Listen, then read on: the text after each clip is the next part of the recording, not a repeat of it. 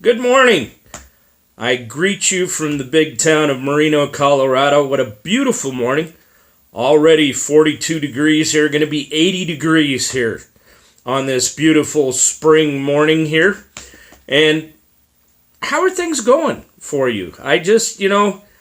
I'm concerned about people out there. This quarantine has been hard on people. It's hard on everybody. It's been, like I said last week, it's been hard on me simply because, one, I'm an extrovert and I love to be out with people and around people, and so being stuck in this house has been hard. But it's also hard for me, if you can see, I'm wearing a Broncos shirt today. It's hard on me because I love sports. No sports. There's no sports going on. I love sports. I'm missing baseball right now, but we did have the NFL draft. And so I'm wearing the Broncos proudly. I thought they did pretty good in the draft. Got a couple of receivers that I think are really good to put around Drew Lock. Who knows what's even going to happen with the football season? We don't know.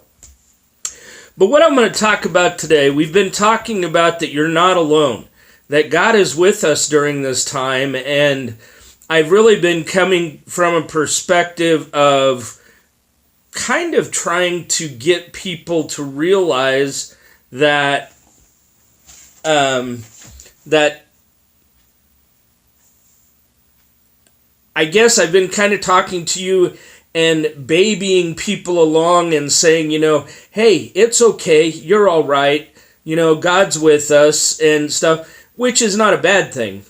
But what I'm going to challenge you today, what I challenge me today, as things are possibly starting to open up a little bit around the country in different places, is that we as Christians should be the ones out there leading the way.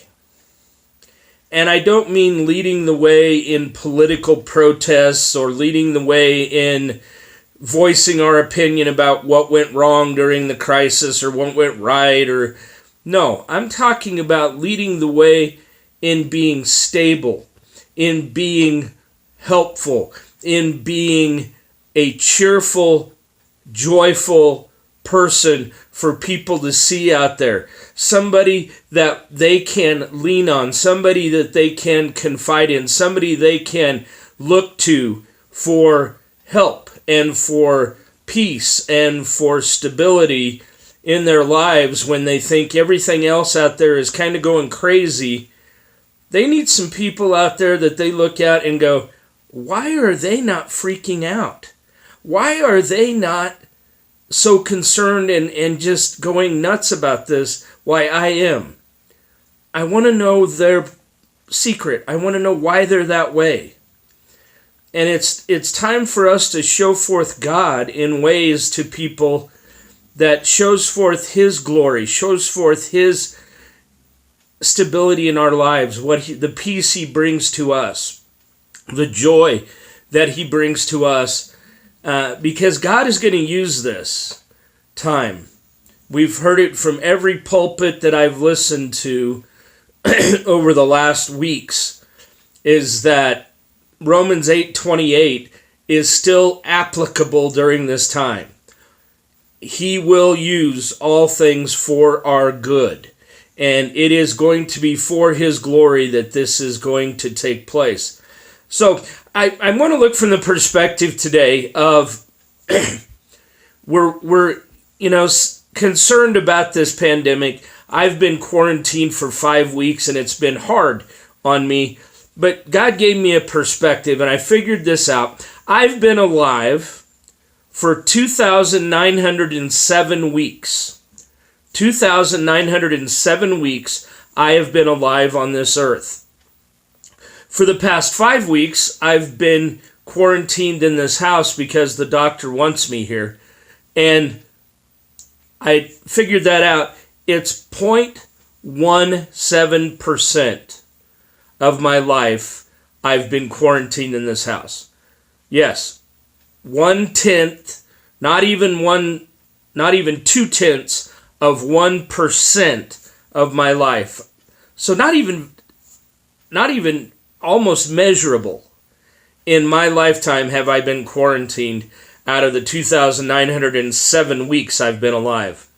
So the perspective is that even in this lifetime, which we know is brief compared to eternity that we're going to spend with Christ, that our life here is a vapor on this earth. But even in that vapor, this quarantine and this pandemic is a small portion of the small vapor of eternity. So in perspective, it's not that very long. And I want to read something to you today, and hopefully this will help in some way.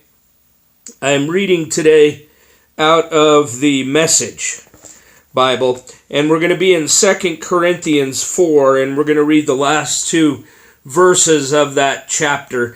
And starting in 16, it says, "So we're not giving up." I mean, that's pretty simple. We're not giving up. How could we? Even though on the outside it often looks like things are falling apart on us, on the inside, where God is making new life, not a day goes by without His unfolding grace. Not a day goes by without God's unfolding grace. These hard times, this pandemic, these hard times, are small potatoes compared to the coming good times.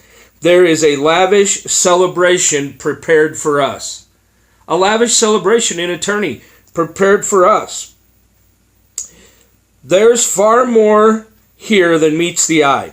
The things we see now are here today and gone tomorrow.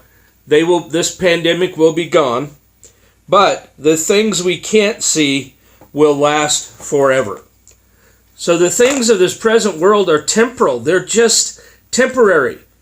But eternity that we're going to spend with Christ forever. Eternity. So my challenge you to this week, go out there and be some warriors. Be God's warriors. Be out there showing people peace and joy and love that God wants to show forth, and not be the people out there panicking and buying 400 rolls of toilet paper. Okay? Have a great week. Don't forget, you can always call me 970-466-4663. You can email me, Michael@problemsolvergroup.com. Have a great week. God bless.